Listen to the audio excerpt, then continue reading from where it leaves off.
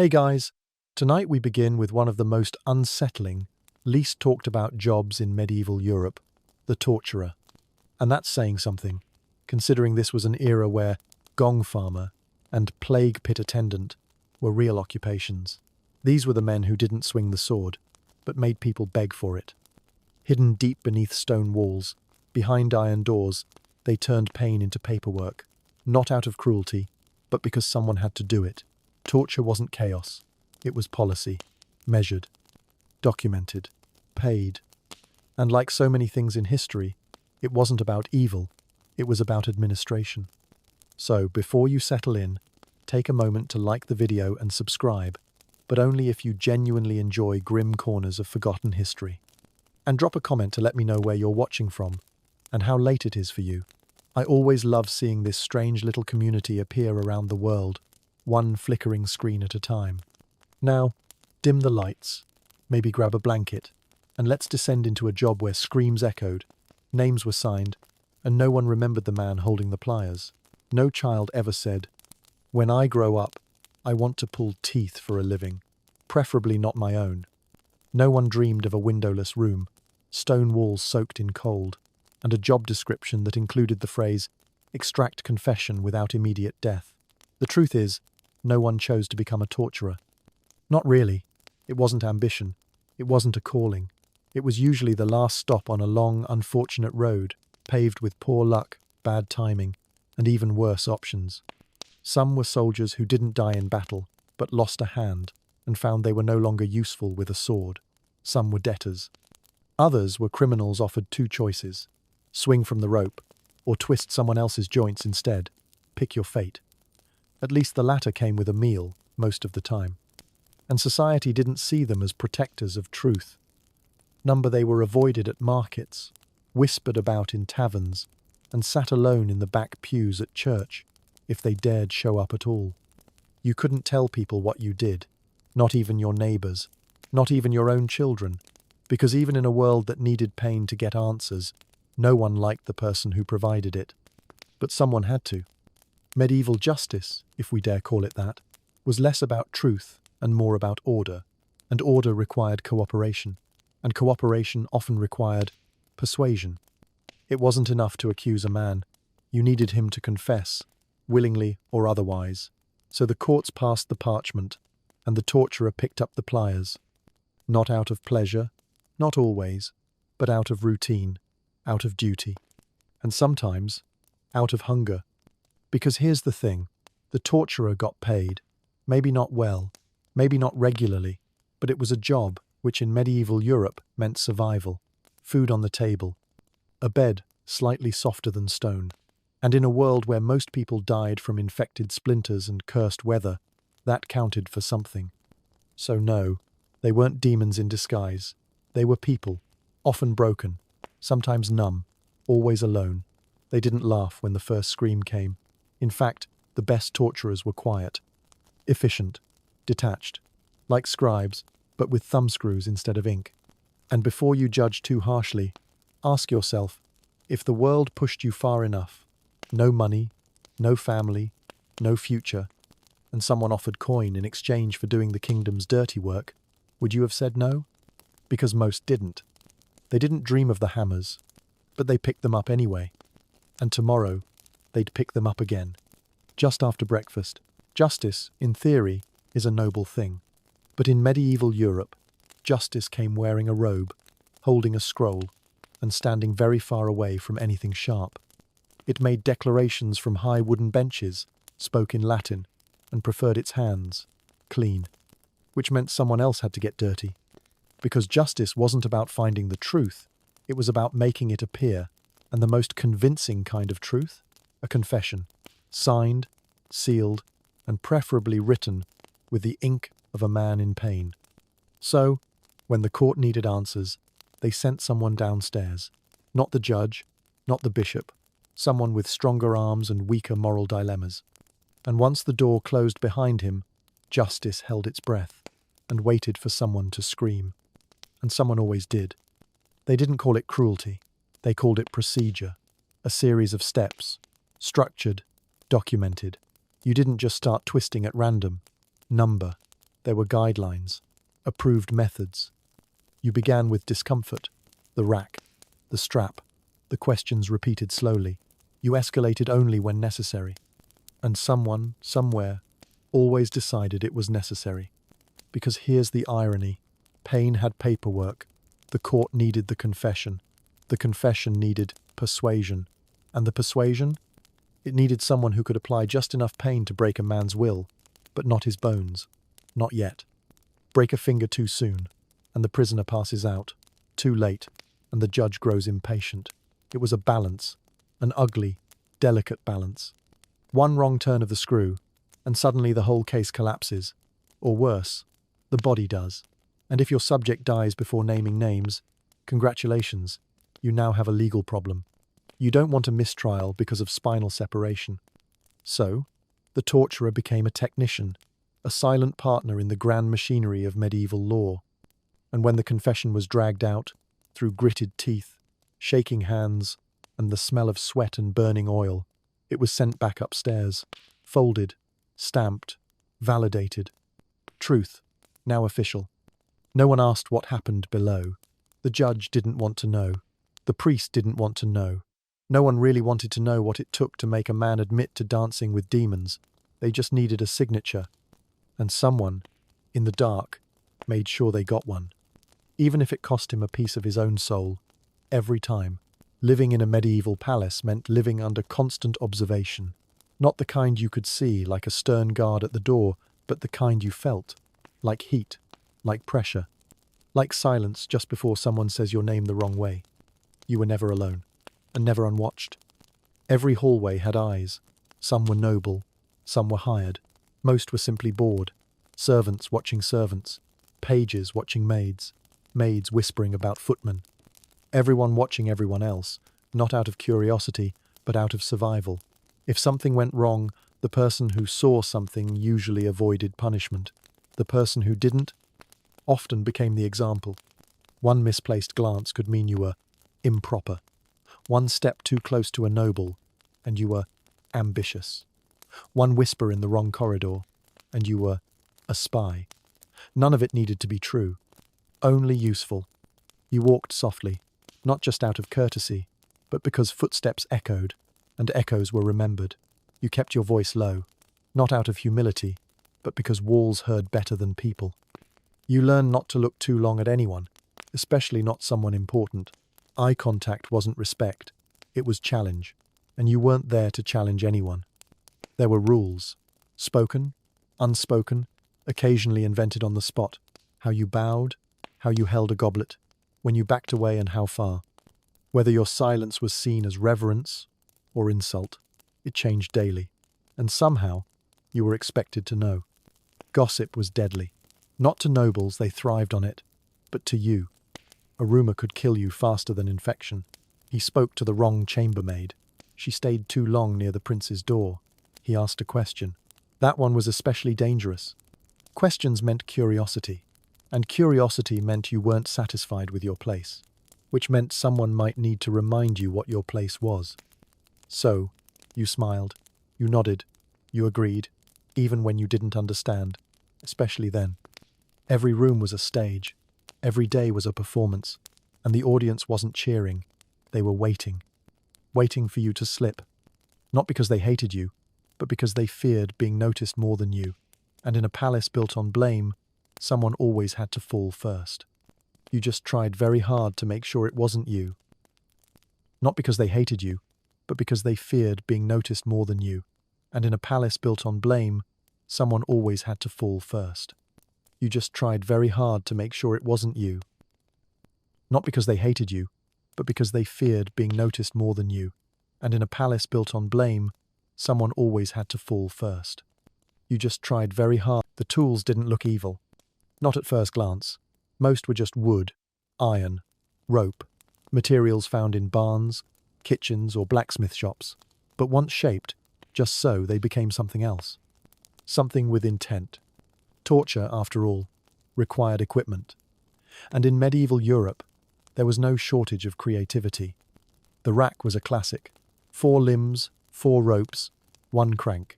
It didn't tear a person in half. Not right away. It stretched, gradually, slowly, a reminder that pain wasn't about speed. It was about space, creating it where joints used to be. The iron chair looked like furniture. Technically it was, but it had hundreds of tiny spikes, just dull enough not to kill. You didn't sit in it, you sank into it. And then you stayed there, very still, for a very long time. Then there was the pair, innocent name, horrifying function. A metal device inserted where dignity lived, then expanded by turning a screw. It didn't extract information, it extracted silence. Because by the time it was used, questions had usually stopped. Each tool had a purpose. Some stretched, some crushed, some burned, choked, pierced, or bruised. But none were random. They were all designed with understanding, not of science, but of limits. Pain was the product. The tools were delivery systems. And they evolved, slowly. The more problems needed solving, the more instruments appeared. Some torturers built their own, customizing grip, pressure, or silence. A lever that didn't squeak. A wedge that could be cleaned easily. A gag that muffled just enough to keep the others from hearing, but not too much to stop the answer. And yes, there were favorites. Just as a carpenter might prefer a certain chisel, torturers had tools that worked. Reliable, predictable, familiar. There's something disturbing in that comfort, in the idea that a man could look at a wall of iron and say, "This one gets the job done." Most of these devices didn't survive, not because they were destroyed, but because they were used until they broke, until the wood split or the metal warped, then replaced, quietly, efficiently. These weren't weapons of passion, they were tools of policy. Each one a silent witness to secrets torn from the throat, to names spoken through blood, to truths forged under pressure, literal pressure. And somewhere in the dark, a man wiped them clean, hung them carefully, and locked the door. Until tomorrow. It may sound strange, but even torturers had rules. Not laws, those were flexible. Not morals, those were often buried.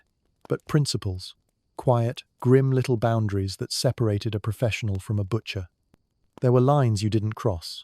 Not because you cared, but because the job required it. Don't break the ribs too early. Don't kill before question 3. Don't leave permanent marks if the prisoner's going to court. None of this came from kindness. It came from logistics.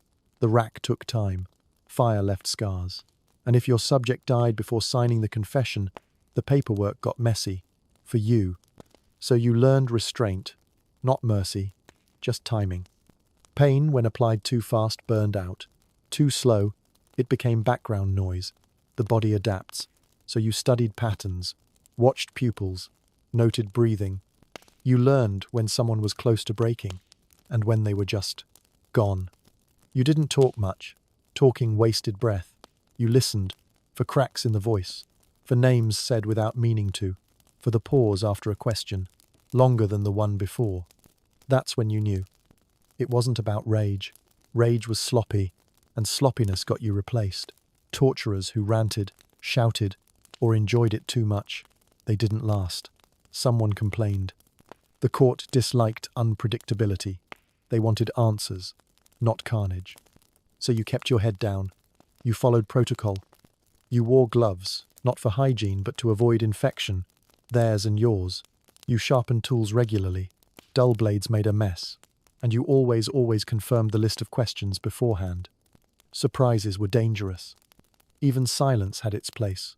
Too much noise, and others might hear. Torture was often theatrical, but not for an audience. It had to stay behind the door.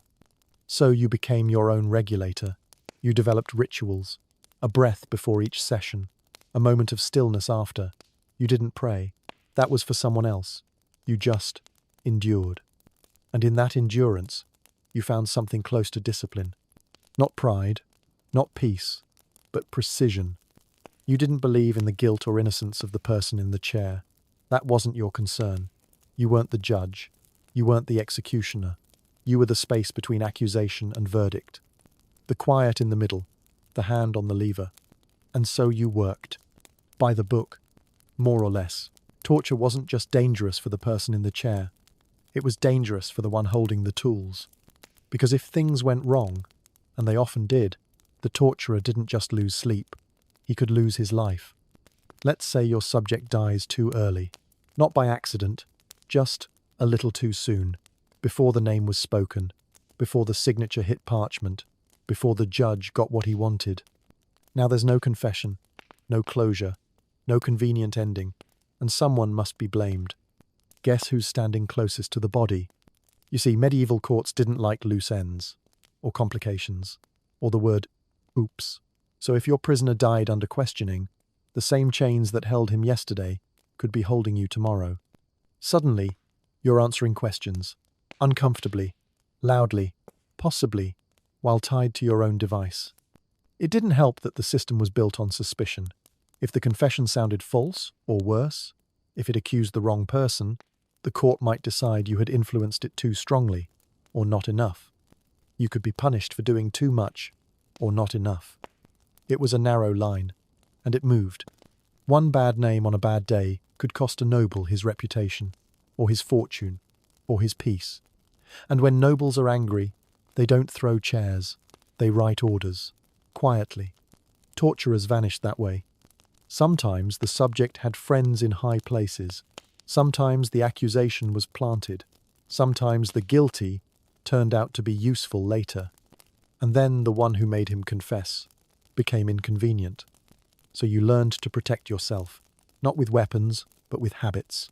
You never worked alone, always had a witness, someone to confirm that what was said was what was meant, that the bruise was a result of resistance, not recklessness. You documented everything, not for history, but for survival. Names, times, sequence. You kept your notes dry, clean, and hidden, just in case someone asked why a man confessed to 3 murders when he only had 1 arm. And even then, it might not save you, because truth didn't matter. Perception did. And in a world where justice was a performance, the torturer was both stagehand and scapegoat, invisible until the lights turned, then suddenly, too visible. So yes, the job had risk. Not just blood, not just guilt, but silence. Deep, final silence. One mistake, one scream too far, one bruise too dark, and you'd never walk out of that chamber again. People like to imagine the torturer as a monster, a creature of shadow, hooded, snarling, with eyes that glowed in candlelight and laughter that echoed off stone. But that wasn't true. The real torturer looked ordinary, unremarkable.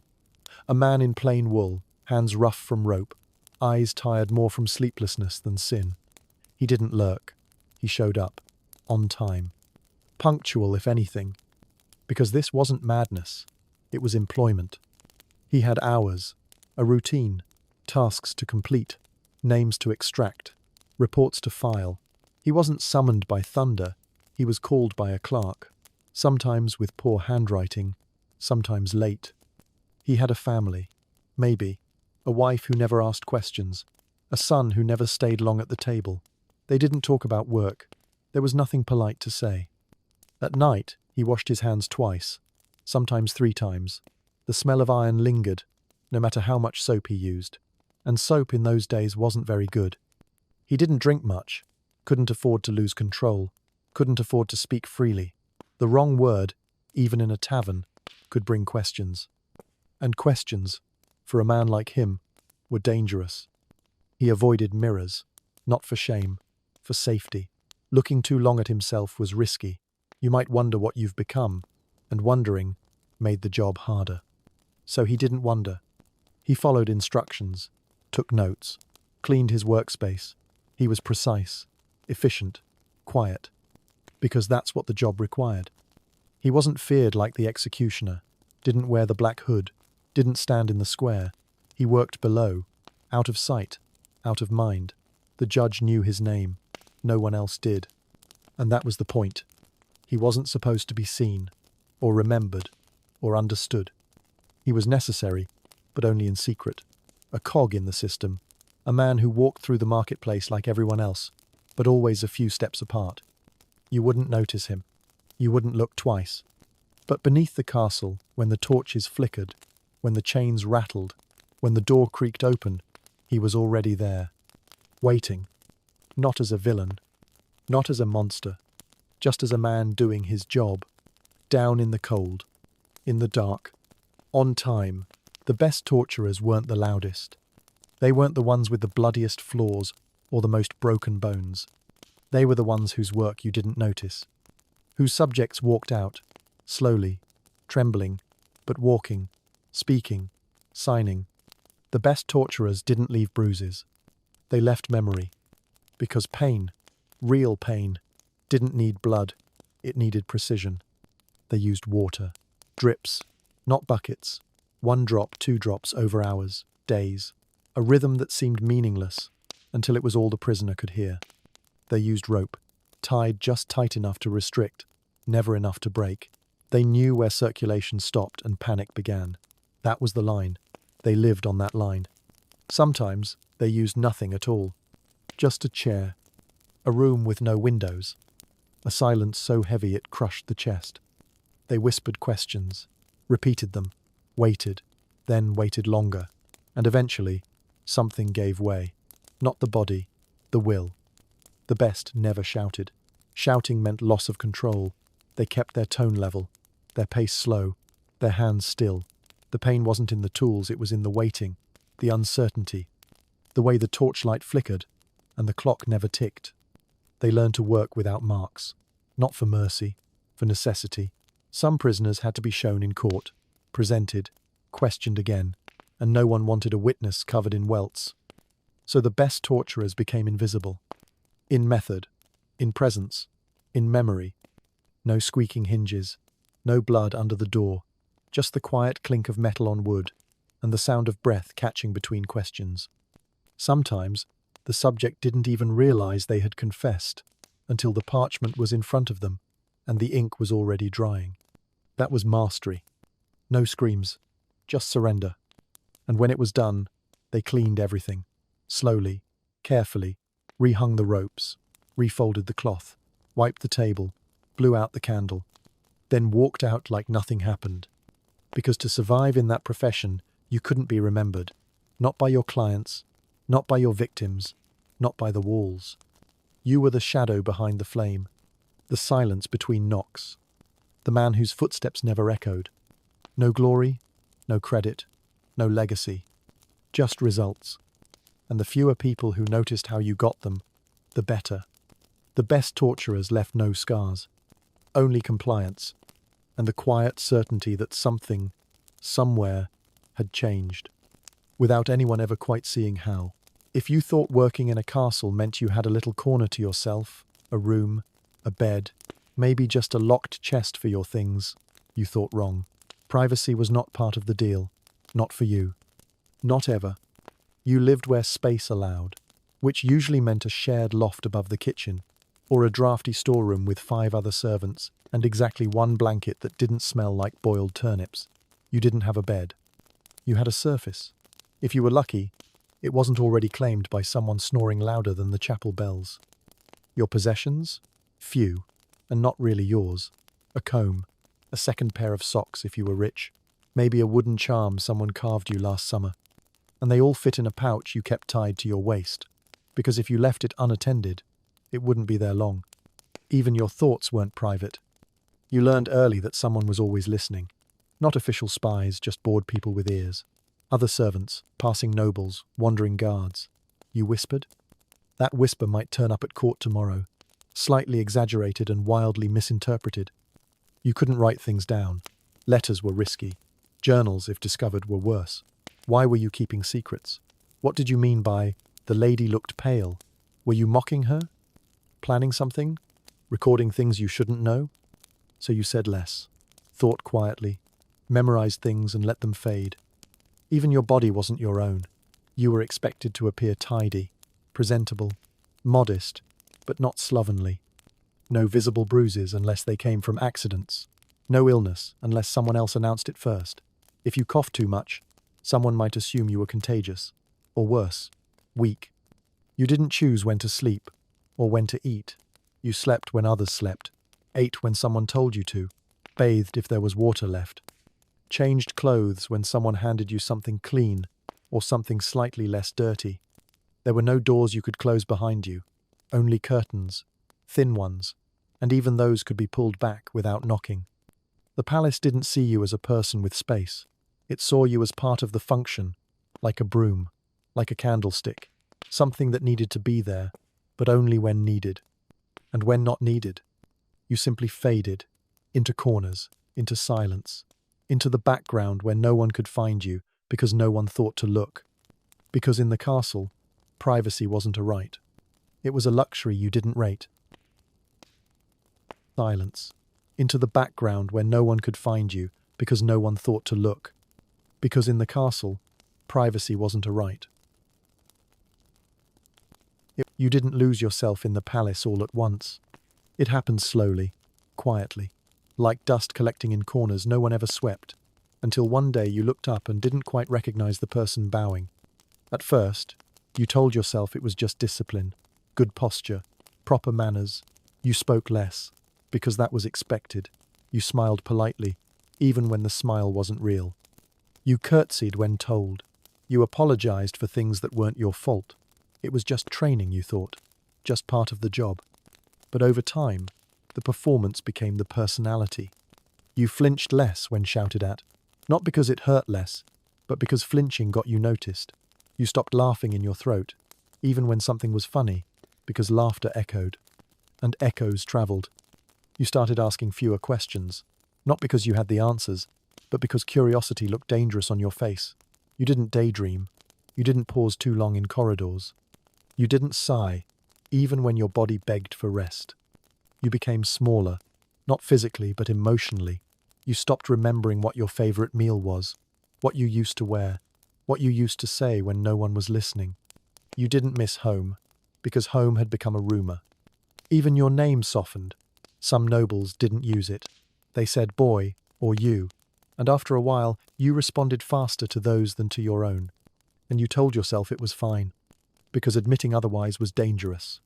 You learned to kneel without shame, to be ignored without resentment, to serve people who didn't notice you, while pretending you didn't notice that either.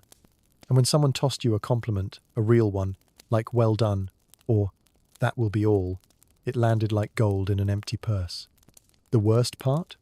You began to measure your worth through their eyes. You felt proud when they nodded, ashamed when they frowned. You stopped asking whether they deserved your loyalty. You just hoped they noticed you enough to remember not to hurt you. In a place where masks were mandatory and silence was praised, it made sense that you'd eventually forget who you were under all of it. Not all at once, just a little more each day. Until one morning, you looked in the mirror, and the person tying the laces, bowing just right, adjusting the collar again and again, wasn't pretending anymore. That was simply who you'd become.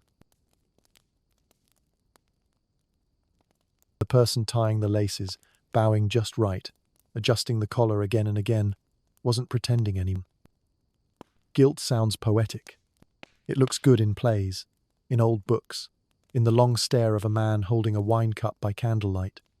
But for the torturer, guilt was a luxury. And luxury was for people who had time. He didn't. His mornings began like anyone else's, with cold water, stale bread, maybe a half-muttered prayer that never reached the ceiling. Then it was time to go below. No time for soul-searching. No time for questioning the morality of iron and rope. There were tasks to complete, a schedule, a name on a list. The work was consistent. Check the tools, light the torch, review the questions. Enter the room, ask, wait, apply pressure, ask again. By the time the sun was up, so was the screaming. He didn't have a philosophy, he had a process. Between sessions, he cleaned. Not just for hygiene, but to pass the time between answers. He scrubbed blood that didn't feel like his concern, wiped sweat from wooden handles, adjusted ropes with hands that no longer shook. People imagine him plagued by nightmares. But sleep came fast, heavy, blank. When the body is exhausted, the mind doesn't wander. And when it did, he focused on the small things. The squeak in the pulley that needed oil, the way the strap had begun to fray near the buckle, the candle burning too fast. These were the things he could control. Not morality, not mercy, just maintenance. Sometimes, a prisoner asked, "How can you live with yourself?" He never answered, partly because he wasn't supposed to, partly because he didn't know. He didn't think of himself as good or evil. He thought of himself as employed. Pain was not personal. It was procedural. And in a world where half the population believed storms were caused by sin and goats could carry curses, he found it easier to focus on facts. Pull here, turn that. If it works, they talk. If they talk, they leave. If they don't, you reset the room. There were no long reflections by firelight, no monologues to the stars, only cold floors and cooler eyes. Guilt was for the poets. He had a broom, and if something heavy began to build inside, a question, a regret, a flicker of why, he'd press it down with routine. Rope, knife, water, silence. Then lunch. Then another name. And another. From the outside, your life looked enviable. You walked through marble halls. You lit candles in rooms with ceilings taller than most village houses. You helped unpack gowns worth more than a blacksmith's home. You laid out jewelry that could buy a farm, and held cloaks lined with fox fur while the wind howled just outside the stone. People assumed you were fortunate, and in some ways, you were. You ate food most commoners never saw. Scraps, yes, but from gilded trays. You touched fabrics woven in foreign lands. You stood inches from power, from beauty, from history. You knew the faces behind the portraits. You knew which royals snored, which nobles lied, which lords couldn't remember your name no matter how many times you bowed. But none of it was yours. The silk you held belonged to someone else. The boots you polished would never touch your feet. The cushion you fluffed was not for your rest. Even your own uniform, neat, pressed, embroidered with the house crest, wasn't yours. It was issued. And when you left, it stayed behind, cleaned, reassigned, erased. You slept where space allowed. You shared beds, shared shelves, shared silence. No locked chest, no privacy, no room to decorate. The only thing that truly belonged to you was your body, and even that, you surrendered by the hour. You couldn't afford anything in the world you moved through.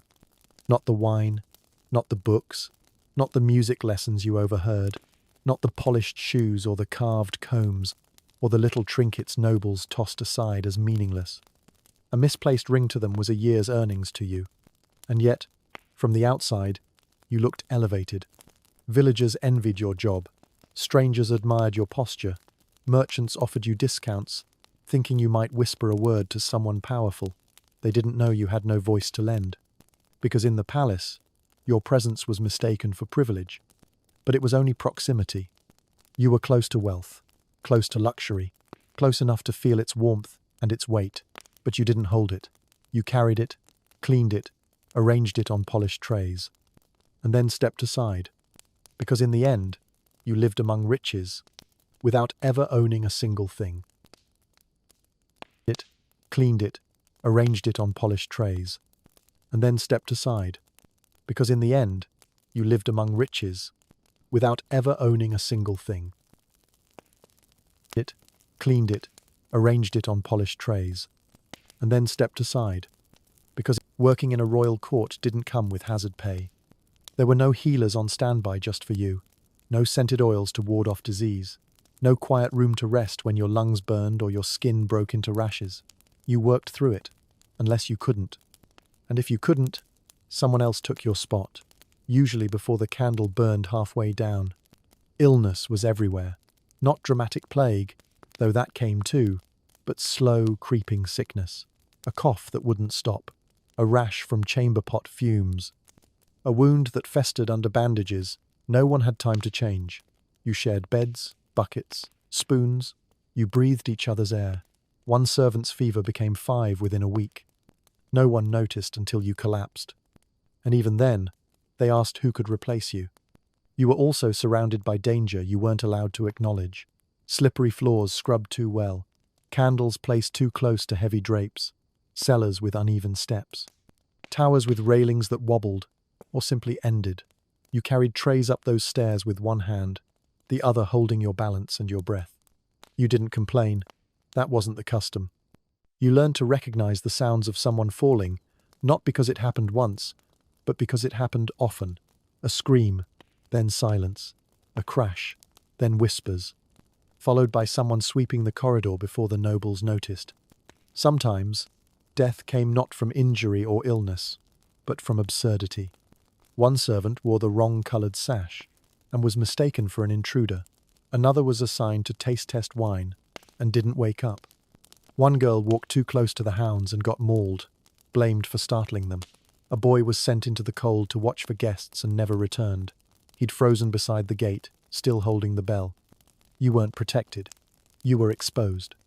To disease, to weather, to nobles in bad moods and guards with fast reflexes. And when someone died, unexpectedly, inconveniently, their name was whispered for a day, maybe two, then reassigned. That was the part no one told you. That your life could end not in war or glory or even meaning, but in silence, in routine, in a hallway no one remembered. A slip, a cough, a noble's careless shout, and then nothing, just another servant gone, and supper still needs serving. In a hallway no one remembered. A slip, a cough, a noble's careless shout, and then nothing, just another servant gone, and supper still needs serving. In a hallway no one remembered. A slip, a cough, a noble's careless shout. There was no quitting. Not officially, not politely, not with a handshake and a letter of thanks. You didn't give notice. You didn't pack a bag. You didn't announce, "I'm moving on to something less fatal," because you weren't supposed to want that, and wanting it was already suspicious. Service wasn't seen as employment. It was seen as placement. You were placed here, by birth, by debt, by obligation, and once you were in, leaving meant abandoning duty. Abandoning duty meant disloyalty, and disloyalty had consequences. You couldn't say, "I'm tired." Everyone was tired. You couldn't say, "I'm unwell." That sounded like weakness. You couldn't say, "I want to go home," because no one cared where that was, or if it still existed. So you stayed. Some tried to leave. They ran, quietly, in the early hours, disguised in cloaks that didn't fit, holding food they weren't allowed to take. Most were caught. A few were forgiven. Fewer survived the punishment, branded, beaten, sent to work in colder, darker places where questions weren't asked, only orders given. Others tried a different way. They asked for reassignment. They feigned injury. They tried to age themselves out of the role by stooping, coughing, exaggerating how slow they'd become. It rarely worked, because if you were still breathing, you were still useful. And if you weren't useful here, you were useful elsewhere. The kitchens, the stables, the laundry pits, the latrine trenches, down, not out, moved, not freed. There were no pensions, no end-of-service banquets, no small cottage waiting by the woods where you could plant herbs and pretend you were never a shadow in a royal hallway. Even retirement, when it came, wasn't peace. It was suspicion. Why is he still here? What does she know? Why hasn't he left town?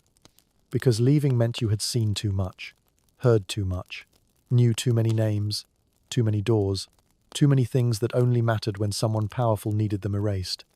So the only acceptable exit was silence. You faded, disappeared, replaced. And when someone asked where you'd gone, the answer was simple.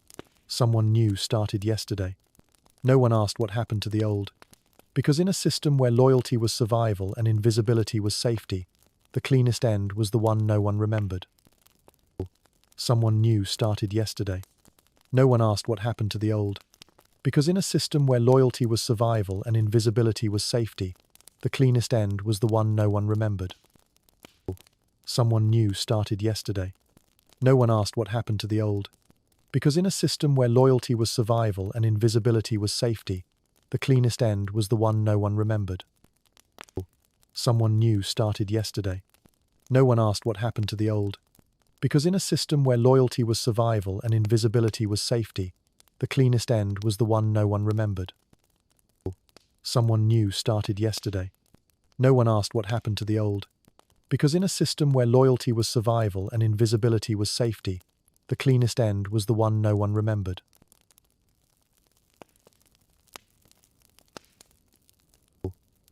From the outside, being close to power seemed like a gift. You stood behind kings. You heard secrets before the court did. You held the cloak before the crown sat. You saw maps before battles, letters before weddings, tears before funerals. You weren't just part of the palace, you were part of its pulse. But power doesn't warm, it burns. Standing near it was like standing beside a forge, hot, bright, and loud. You didn't control the flame, you just endured the heat. The closer you were, the more it singed your skin. The more it blistered your judgment. You were near the decision-making but never invited in. You delivered messages but never spoke your own. You heard strategies, betrayals, alliances forming over spilled wine, and were expected to forget all of it by morning. You saw nobles rise and fall overnight. One minute, someone laughed in the garden. The next, they were gone, executed, exiled, forgotten. And with them went everyone who stood too close. Their servants, scribes, the boy who once fetched their boots. Proximity meant risk. You could be mistaken for an accomplice, or a witness, or just too aware. And when power shifted, as it often did, it looked for someone to blame, someone close, someone small, someone quiet. Like you. You couldn't share what you knew. You couldn't protect who you liked. You couldn't act on the instincts power sharpened inside you. Caution, observation, understanding, because all of those looked too much like strategy, and strategy was reserved for those with titles. All you could do was obey, and hope the heat didn't catch you next. You learned not to ask, not to advise, not to comfort. You learned to nod in moments of cruelty, to smile during injustice, to hold the door open for someone you knew would not survive the week. Because surviving the palace wasn't about strength, it was about stillness, about knowing when to move, when not to look, when to seem useful but never threatening, present but never remembered, trusted but never truly known. And so you stood there, near the throne, near the torches, near the roaring center of a machine that never stopped. It gleamed, it dazzled, it consumed, and when it was done, it did not thank you. It simply turned to the next pair of hands. Never stopped. It gleamed, it dazzled, it consumed, and when it was done, it did not thank you. It simply turned to the next pair of hands. Never stopped. It gleamed, it dazzled, it consumed, and when it was done, it did not thank you. It simply turned to the next pair of hands. Never stopped. It gleamed, it dazzled, it consumed. So now you know. Serving royalty in the Middle Ages wasn't a story of honor, elegance, or quiet prestige. It was a life spent walking beside power without ever touching it, a performance without applause, a burden carried in silence. You looked the part, polished shoes, bowed head, steady hands. You stood in halls of gold, near people with names carved into history, but you were never meant to be remembered. You were meant to be invisible, reliable, replaceable. You endured long hours, impossible rules, shifting loyalties. You watched others rise and fall, sometimes in seconds. You swallowed questions, wore smiles, and buried parts of yourself so deeply that even you stopped looking for them. And when your time came, through dismissal, accident, illness, or the simple decision of someone above, you vanished. No farewell, no monument, maybe a nod. Maybe a new servant in your place by evening. History doesn't write about people like you. But that's the point. Because the palace only functions if someone keeps the torches lit, the floors clean, the secrets intact. You weren't the voice. You were the silence that let the voice echo. You didn't change the world. You kept it running, quietly, in the background, until the end. And perhaps that was its own kind of legacy. Floors clean, the secrets intact. You weren't the voice. You were the silence that let the voice echo. You didn't change the world. You kept it running, quietly, in the background, until the end. And perhaps that was its own kind of legacy. Floors clean, the secrets intact. You weren't the voice. You were the silence that let the voice echo. You didn't check. Across generations and cultures, especially in many parts of Asia, the phrase, "spare the rod, spoil the child," was not just an old proverb, it was a guiding principle.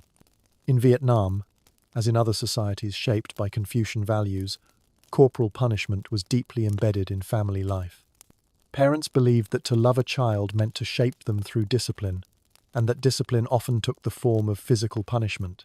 A slap, a smack, a wooden stick, these were not seen as acts of violence, but as necessary expressions of care. Children, meanwhile, were expected to endure. Talking back was disrespectful, crying was weakness, silence was maturity. Entire generations grew up with the idea that being hit by a parent was not only normal, but somehow virtuous. If you were hit, it was because you deserved it. If you weren't, perhaps your parents didn't care enough. There is a peculiar psychology to this normalization. When something painful happens repeatedly within a system of trust, such as between child and parent, it creates a conflict that the mind tries to resolve. One way children cope is by internalizing the idea that the punishment is love. That way, the world still makes sense. The person you depend on still loves you. The pain must have purpose. But does it? The trouble is, this belief didn't stay in the past. Even today, you'll hear adults say things like, "I was beaten as a kid, and I turned out fine." Or, "It's not abuse if it's done out of love." The implication is that physical punishment, when delivered by someone who claims to care, is somehow exempt from scrutiny. That love justifies pain. That intention matters more than impact. But is that really true? Studies in child psychology and neuroscience have increasingly shown the long-term effects of corporal punishment. Even mild physical discipline can lead to increased anxiety, impaired emotional regulation, and distorted relationships with authority. When a child learns that pain can come from love, they grow up confused about both. They may grow fearful of affection, or worse, they may repeat the cycle, believing that inflicting pain is a form of care. Cultural defenses of corporal punishment often invoke tradition. This is how our parents did it. It's part of who we are. But tradition is not a moral shield. Not everything handed down from the past deserves to be preserved. Some traditions are simply inherited pain, disguised as wisdom. To be clear, discipline is important. Children need boundaries. They need structure. They need to learn cause and effect, right and wrong. But discipline is not the same as punishment. And punishment is not the same as violence. True discipline involves teaching. It involves modeling behavior. It requires time, patience, and emotional maturity. Physical punishment, by contrast, is often a shortcut, a reflex, a way for adults to assert control quickly, sometimes out of stress, sometimes out of frustration, and sometimes out of fear. And yet, it is children who bear the burden, children who can't fight back, who can't walk away, who often don't have the words to describe what they're feeling, just the ache of knowing something is wrong, even when everyone around them insists it's right. That ache doesn't go away. It grows. It shows up in therapy years later, in relationships. It's late. The child is screaming. The food is cold. The house is a mess.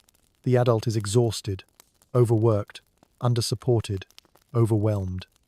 And in that fragile moment, something inside snaps. The voice rises. The hand lifts.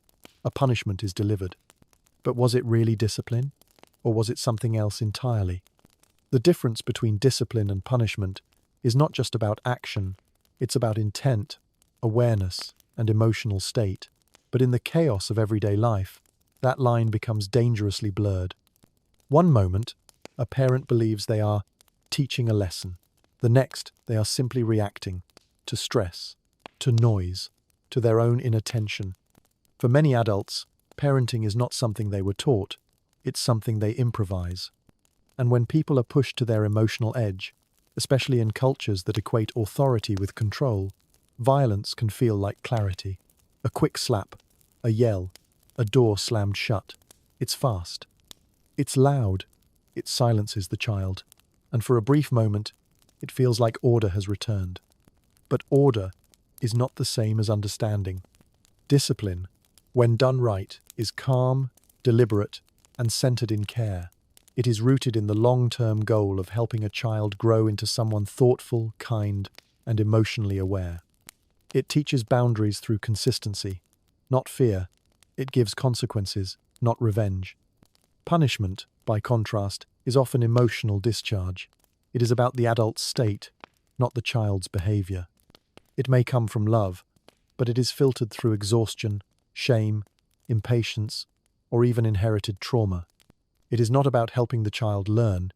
It is about stopping a moment the adult can no longer tolerate. That's why the line is so thin. Because adults aren't always aware of what they're carrying. They bring their own unresolved wounds into parenthood. Their own childhood punishments, their own need for control, their own fear of failure. And when they haven't processed those things, they can project them onto their children, expecting perfection, obedience, silence. But children are not mirrors for adult frustration. They are not emotional punchbags for hard days. They are not responsible for the pain their parents never learned how to name. Still, many adults justify punishment under the banner of discipline. They say, it's for their own good. They have to learn. That's how I was raised. But these justifications often mask a deeper discomfort, the fear of losing control.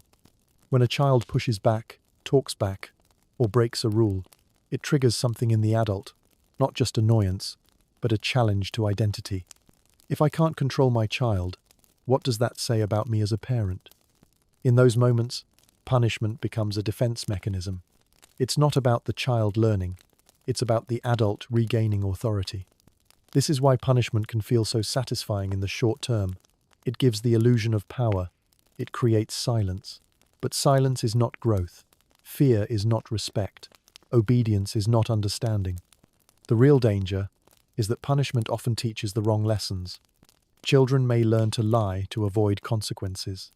They may learn to fear their parents rather than trust them. They may learn that mistakes make them unlovable. Worse, they may grow up believing that love is conditional, that affection must be earned by perfection, that punishment is a form of love, and love a source of pain. But it doesn't have to be this way. The first step is awareness. It's easy to spot a bruise, a red mark on the skin, a swollen cheek, a scrape on the leg. But the wounds we don't see, the ones carried inside a child's heart, those are the ones that last longest. When a child is hit, it's rarely just the physical pain that lingers. What cuts deeper is the confusion, the betrayal, the silence that follows, the feeling of being hurt by the very person they trust most. It's not just the sting of the slap. It's the sound of footsteps storming in. It's the voice that once sang lullabies now turned sharp and cold. It's the room that feels smaller, darker, unsafe. For some children, the pain fades within minutes, but the memory doesn't. They begin to watch more carefully. They flinch at raised voices. They hesitate before speaking. They stop asking questions. They become quieter, not because they've become wiser, but because they've become afraid. Fear becomes the new teacher, and fear is a poor educator. When we hit a child, we teach them to associate mistakes with shame. We show them that errors are dangerous, that curiosity is risky, that love can hurt. Instead of helping them understand what they did wrong, we teach them to hide, both their actions and their feelings. Over time, these moments pile up. A child might not remember the exact number of times they were punished, but they'll remember the atmosphere, the tension in the air, the feeling of walking on eggshells, the lack of safety. This is what psychologists refer to as invisible trauma. It doesn't always show up as rebellion. Sometimes, it looks like perfectionism, or people-pleasing, or anxiety, or silence. One of the most well-known studies in childhood trauma, the ACE study, Adverse Childhood Experiences, found a direct link between early abuse and a wide range of long-term effects: depression, chronic illness, substance abuse, difficulty forming relationships. The body remembers what the mind tries to forget. And yet, so often, these children grow up and hear, "But you turned out fine. Everyone gets hit sometimes. You're still alive, aren't you?" As if survival equals healing. As if being silent means being unharmed. As if strength is measured by how well we suppress pain. But children don't need to toughen up. They need to be seen. They need to feel safe, emotionally, not just physically. They need to know they can make mistakes and still be loved. Because without that sense of safety, they build defenses instead. Walls, masks, a false smile to keep the peace, a hardened heart to keep from feeling too much. Some of these children grow into adults who no longer cry, not because they don't feel, but because they were taught that tears are weakness. Some grow into parents who say, "My child needs to be stronger than I was," and repeat the very cycle they once feared. And some carry the weight quietly their whole lives, never realizing where the anxiety began, where the loneliness took root, where the fear started calling itself normal. But none of this is inevitable. We can break the cycle. It starts with recognizing that no child deserves pain as a lesson, that discipline can exist without harm, that emotional scars are real, even when invisible. It means apologizing when we cross the line. It means asking, "How did that make you feel?" It means holding our own anger long enough to remember, we are the adult in the room. Because every time we choose connection over control, we rewrite something in that child. There are books on economics, manuals for machines, courses for business, cooking, even dog training. But for the most important job in the world, raising a human being, most people are left to figure it out on their own. Becoming a parent doesn't come with a guidebook. There's no universal checklist, no standardized emotional training. And yet, society expects perfection, that parents will automatically know what to do. That love is enough. That instinct will carry them through. But what if instinct was shaped by trauma? What if love came tangled with fear, or silence, or control? Many adults enter parenthood, still carrying the weight of how they were raised. For some, that includes memories of yelling, hitting, or being punished harshly. And even if they vowed never to repeat those patterns, when stress hits, when the child cries too long, talks back, or refuses to listen, they often reach for the only model they've ever known. The rod, the slap, the threat. Not because they're cruel, but because they're tired, because they're overwhelmed, because no one ever taught them another way. In moments of emotional fatigue, the brain seeks shortcuts. It wants fast results, immediate silence, control, and hitting provides that illusion. A child stops crying, stops talking, obeys. But obedience isn't understanding, and silence isn't peace. Many parents don't even realize they're punishing to manage their own emotions. They feel out of control, and so they try to control the child. They feel disrespected, and so they demand submission. But underneath, there is often a different feeling. Fear. Fear of failing. Fear of being judged. Fear that their child's behavior is a reflection of their worth. And that fear becomes anger. And that anger becomes action. It doesn't help that many cultures still romanticize parental authority. In places where the phrase, "parents are always right," is considered sacred, questioning a parent's behavior feels taboo. A child's voice is dismissed. A parent's apology is rare. Authority is mistaken for infallibility. But authority without self-awareness becomes danger. Because even the most well-meaning adult can hurt a child when they haven't learned how to manage their own wounds.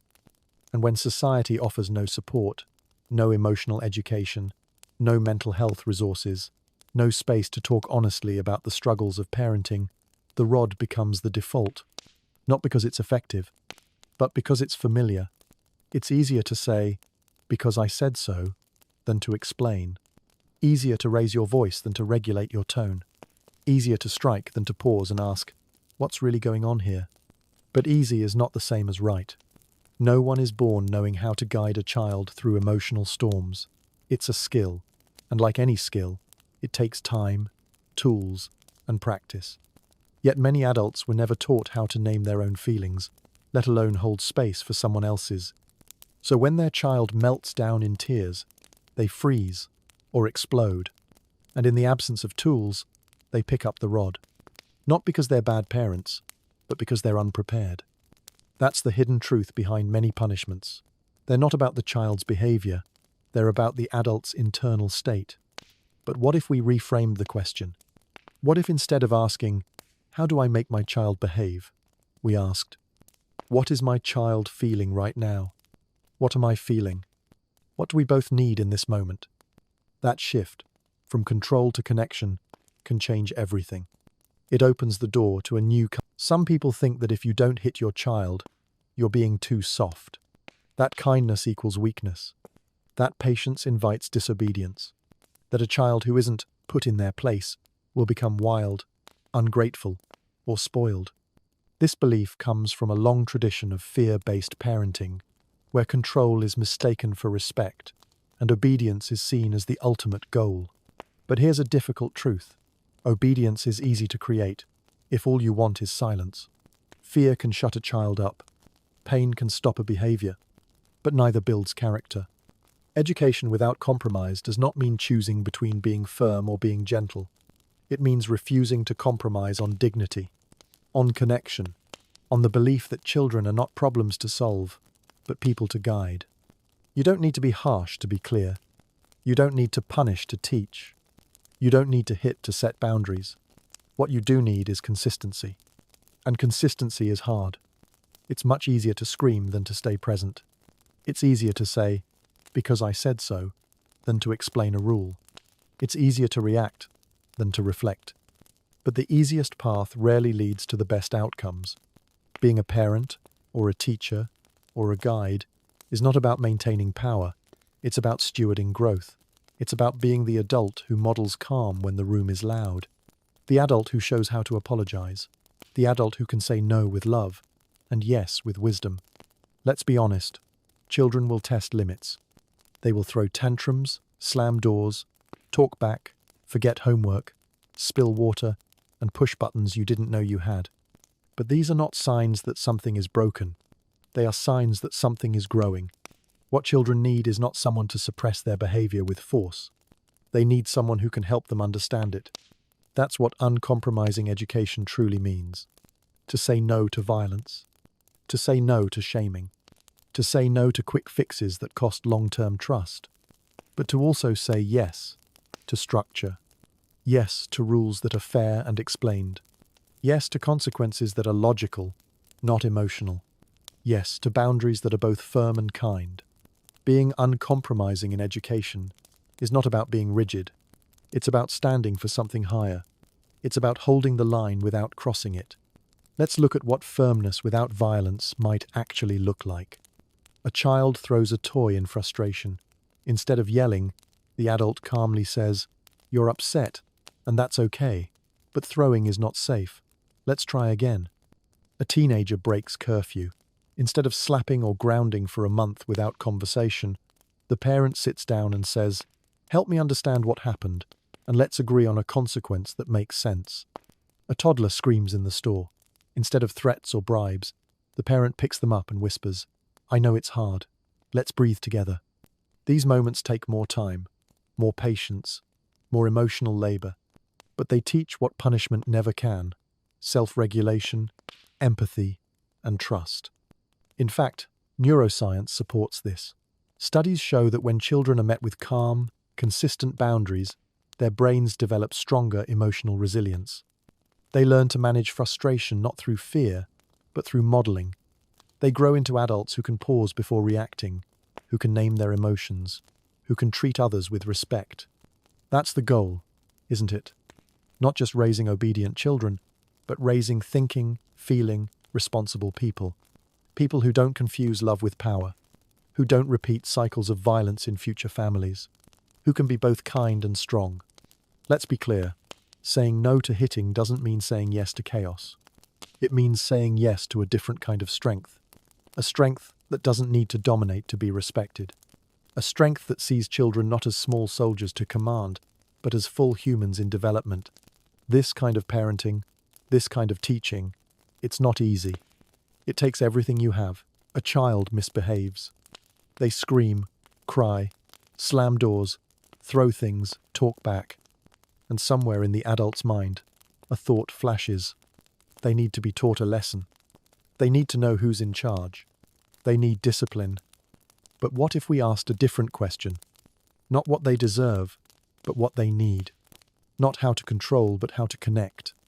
Because often, beneath every tantrum, every outburst, every act of defiance, is a feeling that's too big for a small heart to hold. Fear, frustration, loneliness, sadness. And no beating in the world can make that feeling go away. What children need more than a beating is understanding. They need someone who looks beyond the behavior and sees the need. They need someone who pauses before reacting. Someone who asks, "What's really going on inside you right now?" Because behind every bad behavior is a story the child doesn't yet know how to tell. Maybe they had a hard day at school. Maybe they feel ignored. Maybe they're tired, or hungry, or overwhelmed by emotions they don't have words for. In those moments, a beating only adds fear to the storm. It silences the child, but it doesn't solve the problem. It teaches them to hide, not to heal. So what do children truly need? They need safety. Emotional safety. The kind that says, "Even when you mess up, I'm here." The kind of safety that allows them to show their full selves, joyful, angry, messy, confused, without fear of being hurt. They need guidance, not punishment. They need someone who will kneel down, look them in the eye, and say, "That wasn't okay, but you're not a bad child. Let's talk about what happened." That's how they learn accountability, not through fear, but through conversation. They need consistency, not rules that change with the adult's mood, not love that disappears when they disobey. They need to know what's expected, and that the boundaries come from care, not control. They need presence, not just physically, but emotionally. A parent who truly listens, not while scrolling a phone or rushing to finish a task, but who listens with the heart. Who gives them space to speak, even if what they say is messy or inconvenient. They need empathy. Someone who remembers what it's like to be small, to feel powerless, to be misunderstood. Someone who doesn't say, "I'm the adult, I know better," but who says, "I remember feeling that way too." And most of all, they need love. Not love that's earned through obedience, but love that is steady and unconditional. Love that stays even when they break the rules. Love that teaches without shaming. Love that disciplines without destroying. Because when children are loved like that, they don't become spoiled. They become secure. They grow into adults who aren't afraid of making mistakes, who know how to apologize, who can stand up for themselves without putting others down, who carry self-worth that isn't based on performance, but on knowing they are valued simply because they exist. You see, children aren't asking for perfect parents. They're asking for present ones who care more about connection than control, who don't reach for the rod at the first sign of defiance, but reach for understanding. They're not asking for grand gestures. Sometimes they just need a calm voice, a soft, "I'm here," a hug when the world feels too loud, a moment of stillness in the chaos. That hug, that calm voice, it teaches more than any beating ever could, because it says, "You matter." It says, "You're safe." It says, "You can grow, and I'll grow with you." And that's the kind of lesson that lasts. Not through bruises, but through trust. Not through fear, but through love. Not through silence, but through understanding. So the next time a loud slap, a child's cry, a mother yells in the middle of the street, and people turn to look. Some shake their heads. Some glance, then look away. Some say nothing at all. But if you listen closely, you'll hear the same old lines, spoken or silently approved. That kid probably deserved it. If it were me, I'd do the same. Children nowadays are too soft. We got hit all the time growing up. And look at us. We turned out fine. These words may sound harmless, familiar even, but they're not. They are echoes of a mindset that normalizes harm, and worse, that protects the one who hits instead of the one who's hurt. When a child gets hit, society too often stays silent. Not because it agrees, but because it's used to it. Because for generations, violence in the name of discipline has been wrapped in tradition, justified as love, excused as for their own good. But silence is not neutral. Silence is permission. Every time someone shrugs and says, "That's how parenting works," a message is sent to the child. No one will protect you. This is normal. You have to endure. And slowly, the child learns not to cry in public, They learn to smile even when it hurts. They learn that adults are allowed to hurt them, and that no one will step in. Worse still, some parts of society actively celebrate harsh parenting. In social media comment sections, in dinner table conversations, in the way elders talk about the good old days, there's often pride in having survived harsh discipline. But survival is not healing. Just because we lived through something doesn't mean it was right. And passing down pain is not the same as passing down wisdom. This collective denial creates what psychologists call intergenerational trauma, wounds so deeply woven into a culture that they're mistaken for values. And so, when a child is hit in public, and no one intervenes, not the neighbor, not the teacher, not even the relative standing nearby, it's not always because they don't care. Sometimes it's because they're afraid. Afraid of being seen as disrespectful. Afraid of interfering in someone else's family. Afraid of challenging the idea that parents are always right. But caring in silence is not the same as speaking up. Empathy means little if it doesn't come with protection. Children don't need witnesses who watch. They need adults who act. To say, that's not okay. To offer comfort. To report when necessary. To challenge harmful norms, even when it feels uncomfortable. Some may argue, but we can't judge parents. They're under stress. That's true. Parenting is incredibly hard. Many adults were never taught healthy tools. Many are overwhelmed, unsupported, doing their best. But acknowledging their pain doesn't excuse the harm. You can have compassion for the parent and protect the child. Others say, it's a private matter, not our business. But a child's safety is everyone's business. When we treat violence as private, we create the perfect hiding place for abuse. And then there's the most dangerous belief of all. It's not that serious, but it is. It's serious when a child learns to fear their own home. It's serious when discipline crosses into trauma. It's serious when children grow up thinking love always comes with pain. The good news? Society is changing. More people are speaking out. More professionals, teachers, and even influencers are challenging outdated norms. We're starting to ask better questions. What does raising a good child really mean? Why do we excuse pain in the name of truth? On paper, the child is protected. There are laws, articles, treaties, declarations. The United Nations Convention on the Rights of the Child. National laws banning abuse. Provisions against domestic violence. In many countries, even a slap is technically a violation of a child's rights. But what happens beyond the paper? When a child is hit behind closed doors, who's there? When a teacher sees bruises but looks away, who protects? When neighbors hear the cries and say, that's their business, who speaks? Because the truth is painfully clear. Laws can exist without protection. Rights can be written without being respected. And children can still suffer, in silence, in secrecy, in full view of society. In too many cases, the law is a fence with no one guarding the gate. Families are often seen as sacred, untouchable spheres. What happens in the home is private. Discipline is cultural, and authority belongs to the parent, no questions asked. Even in places where corporal punishment is illegal, enforcement is inconsistent. Police may hesitate to intervene in family matters. Schools may fear upsetting parents. Social services may be underfunded, overwhelmed, or unaware. And the child? The child is expected to endure, to forgive, to be silent, or worse, to believe it's normal. Many children don't even know they have rights. They don't know they're allowed to say no to pain. They've never been taught that being small doesn't mean being powerless.